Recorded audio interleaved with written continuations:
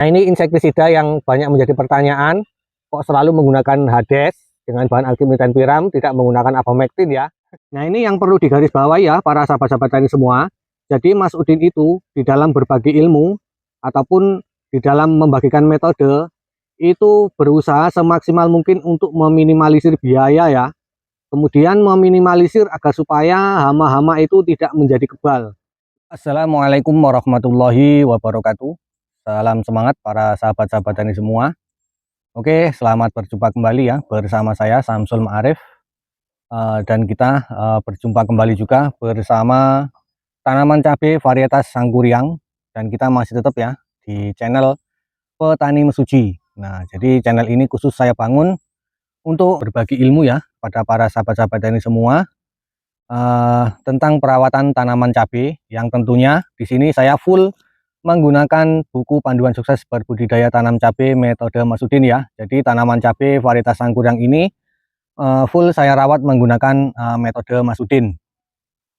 Nah, oke para sahabat-sahabat tani semua, jadi setelah kemarin saya melakukan pemupukan dengan cara ditugal menggunakan satu jenis pupuk saja, yaitu pupuk NPK biru, NPK 1616 ataupun NPK seimbang ya. Jadi yang bertujuan untuk memacu pertumbuhan fase vegetatifnya untuk mempersiapkan nanti peralihan fase ya dari fase vegetatif ke fase generatif. Maka saya berikan nutrisi berupa pupuk NPK yang di dalamnya terkandung unsur nitrogen 16%, fosfat 16%, kalium 16%, dan juga dilengkapi dengan unsur mikro tentunya ya para sahabat tani semua. Jadi nantinya agar tanaman cabai ketika peralihan fase itu tidak mengalami stres ya sahabat-sahabat tani semua. Nah, oke, untuk video kali ini berikut juga ini adalah merupakan jadwal perawatan yang melalui penyepraian, maka sekaligus juga saya bagikan ilmunya kepada para sahabat-sahabat tani semua, tentunya tentang perawatan tanaman cabai ini ya. Nah, sebelum kita melanjutkan dari inti video kali ini, jadi di sini saya tidak bosan-bosannya ya untuk membagikan informasi, yaitu mengenai metode tanam cabai ya yang sangat mudah dipahami, sangat mudah diikuti. Jadi bagi para sahabat-sahabat tani ya yang pemula, yang ingin berbudidaya tanam cabai tapi masih bingung mau ikut metode mana, bagaimana caranya. Kemudian ketika kita sudah berbudidaya tanam cabai, tapi masih banyak kendala-kendala yang belum teratasi. Nah, di sini saya membagikan informasi penting ini. Jadi tujuan saya untuk membantu para sahabat-sahabat tani yang ingin berbudidaya tanam cabai ataupun yang ingin mengatasi kendala-kendala di saat kita berbudidaya tanam cabai ya. Jadi di sini saya dari awal berbudidaya tanam cabai itu mengikuti metode Mas Udin ya sahabat tani, dan alhamdulillah hasilnya sangat memuaskan sekali. Nah, maka apalagi ketika saya sudah berjumpa langsung dengan beliau Mas Udin, saya dibimbing langsung, saya belajar langsung dengan beliau, kemudian ilmunya itu sudah terangkum di dalam buku panduan ini. Nah, semuanya cara berbudidaya tanam cabai yang sangat mudah, sangat enak untuk diikuti dan juga diaplikasikan, itu sudah terangkum semua di dalam buku ini. Nah, maka bagi para sahabat-sahabat yang ingin berbudidaya tanam cabai, baru awal mulai ataupun bingung ketika berbudidaya tanam cabai mengatasi kendala-kendala, itu sahabat tani tinggal membeli buku ini saja ya. Tinggal membeli buku ini saja, dipelajari dan juga dipraktekkan. Nah, dan kemudian nanti ketika sahabat tani butuh pendampingan ataupun ingin berkonsultasi langsung dengan saya, di sahabat tani tinggal lihat aja di deskripsi video ya. Di situ sudah saya sertakan nomor HP saya. Kemudian di situ juga sudah saya sertakan untuk link pembelian dari buku metode Mas Udin ini. Nah, kemudian kalau sahabat tani penasaran ingin melihat kondisi tanaman cabai saya terkini dengan menggunakan metode Mas Udin secara full, mari saya ajak untuk melihat kondisi tanaman cabainya ya. Jadi biar sahabat tani nanti bisa menilai bagaimana ketika saya menggunakan metode Mas Udin secara full, itu hasil tanamannya bagaimana. Nah, ini kondisi tanaman cabai ya yang full menggunakan metode Mas Udin. Tuh bisa dilihat ya, daunnya tebal, tidak ada yang mengkerut, alhamdulillah ya, tuh seperti ini. Jadi walaupun menggunakan metode yang sederhana, tidak perlu beraneka ragam bahan-bahan, yang penting kita itu tepat sasaran, sesuai metode, sesuai SOP, itu insya Allah tanamannya akan seperti ini. Nih daunnya mulus banget nih ya. Tuh, ini sudah mulai muncul bakalan bunga nih ya, sahabat tani. Tuh, ini saya tanam di daerah Mesuji, dataran rendah ya, di 36 mdpl. Tapi alhamdulillah, walaupun di dataran rendah, ini pertumbuhannya sangat bagus. Kemudian untuk bibit yang saya gunakan ya, untuk varietasnya, di sini saya menggunakan bibit cabai rawit Sangkuriang. Nih, ini kemasan bibitnya cabai rawit Sangkuriang. Oke, para sahabat-sahabat tani semua, jadi setelah saya memberikan informasi tadi mengenai bagaimana cara agar kita bisa berbudidaya tanam cabai yang baik dan benar, sahabat tani tinggal membeli bukunya. Kemudian sahabat tani bisa berkonsultasi langsung, cek aja di deskripsi video ya. Nah, di sini saya akan menyebutkan bahan-bahan yang saya gunakan dalam penyepraian kali ini, dan semua bahan-bahan ini merupakan rekomendasi dari Mas Udin ya. Jadi sudah saya konfirmasikan saya menggunakan bahan-bahan yang saya gunakan kali ini. Nah, ini yang perlu digarisbawahi ya para sahabat-sahabat tani semua. Jadi Mas Udin itu di dalam berbagi ilmu ataupun di dalam membagikan metode itu berusaha semaksimal mungkin untuk meminimalisir biaya ya. Kemudian meminimalisir agar supaya hama-hama itu tidak menjadi kebal. Nah, makanya di dalam tahap penyepraian awal di fase vegetatif itu Mas Udin itu tidak merekomendasikan untuk bahan-bahan yang kelasnya tinggi-tinggi ya sahabat tani, yang sehingganya selain dia itu harganya mahal, dia juga akan menyebabkan hama menjadi kebal. Nah, maka di dalam penyepraian awal Mas Udin itu hanya memfokuskan ke pencegahan-pencegahan, kemudian memberikan nutrisi saja, tidak untuk mengatasi. Beda ya halnya dengan kita mengatasi ketika hama sudah benar-benar merajalela, itu harus benar-benar kita fokuskan, kita tembak agar supaya hama bisa langsung cepat teratasi.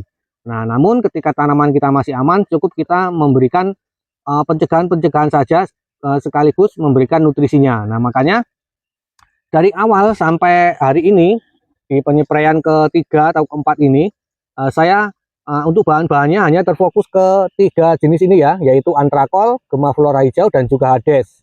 Nah, kemarin juga sempat saya tambahkan fungisida merkuri itu untuk pencegahan serangan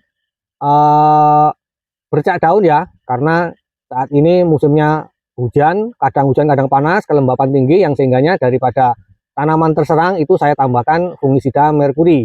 Kemudian di penyepraian kali ini juga saya tambahkan insektisida ya, merek Ozima. Ini saya gunakan untuk pencegahan hama trip ya, hama trip, kemudian hama jangkrik dan juga ulat.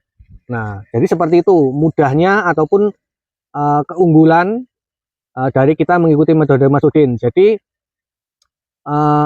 selain kita itu ringan biaya, itu tidak menyebabkan hama menjadi kebal. Akan tetapi pertumbuhan tanaman cabai kita itu tetap aman, tetap bagus ya sahabat tani. Sahabat tani bisa mengecek sendiri tanaman cabai saya.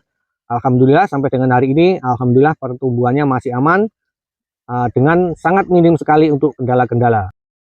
Nah, oke ya. Nah, jadi saya sebutkan satu persatu untuk bahan yang saya gunakan. Yang pertama yaitu antrakol dengan bahan aktif propinep.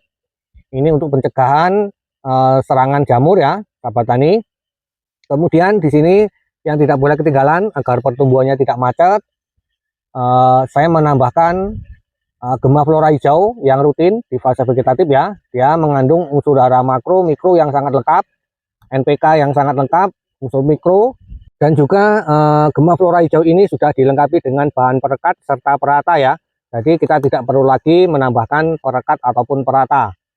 Kemudian, nah ini insektisida yang banyak menjadi pertanyaan, kok selalu menggunakan hades dengan bahan alkimitanpiram, tidak menggunakan apomektin ya.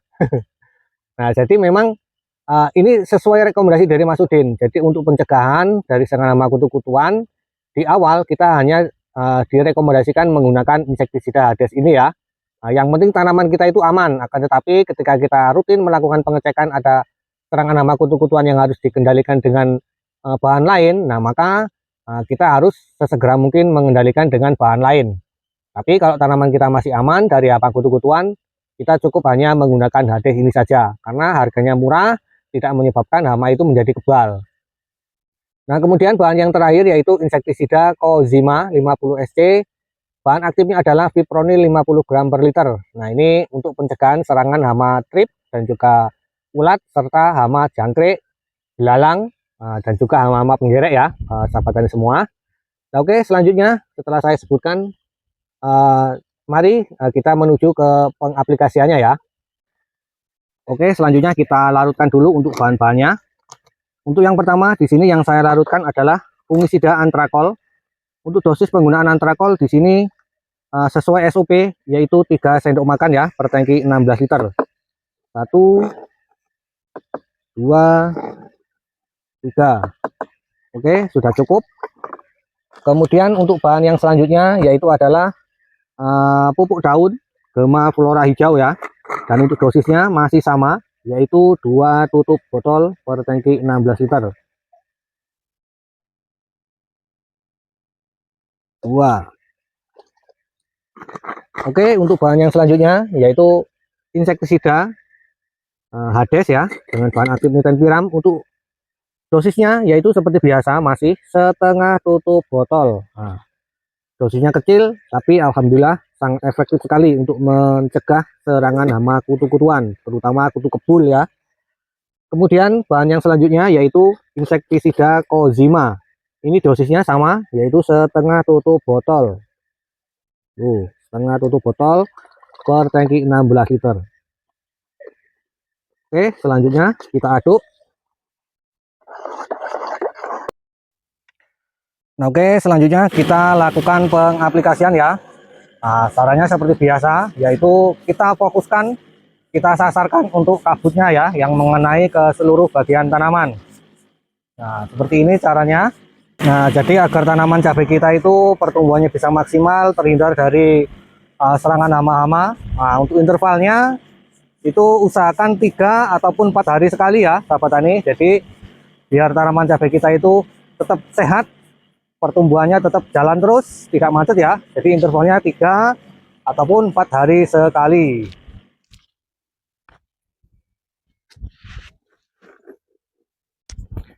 Nah, oke ya para sahabat-sahabat taniku semua. Jadi demikian tadi sekaligus jadwal saya melakukan penyepraian rutin ya dengan interval 3 hari sekali. Jadi semoga video ini bisa bermanfaat untuk para sahabat-sahabat taniku semua. Selanjutnya apabila ada kesalahan di dalam penyampaian, saya mohon maaf yang sebesar-besarnya.